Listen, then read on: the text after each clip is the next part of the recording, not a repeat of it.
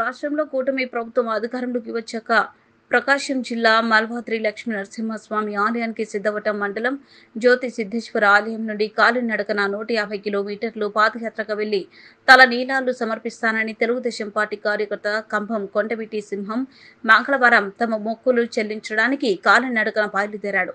పాదయాత్రగా వెళ్తున్న అతనికి ఘనంగా వాణిజ్య కార్యనిర్వహణ కార్యదర్శి గంజి సుబ్బారాయుడు, జనసేన రాష్ట్ర చేనేత వికాస కార్యదర్శి రాటాల రామయ్య, పార్లమెంటు వాణిజ్య అధికార ప్రతినిధి ఎనార్తే చంద్ర ఘనంగా సత్కరించారు. ఈ సందర్భంగా పార్లమెంటు కార్యదర్శి నాగమణి రెడ్డి మాట్లాడుతూ, రాజంపేట నియోజకవర్గ తెలుగుదేశం పార్టీ ఇన్ఛార్జ్ సుగవాసి బాలసుబ్రహ్మణ్యం ఆదేశాలతో పాదయాత్రగా వెళ్తున్న పార్టీ అభిమాని కొండవీటి సింహంకు తన పాదయాత్ర ఆటంకం లేకుండా సజావుగా జరగాలని కూటమి నేతలు సంఘీభావం తెలుపమని ఆయన తెలిపారు.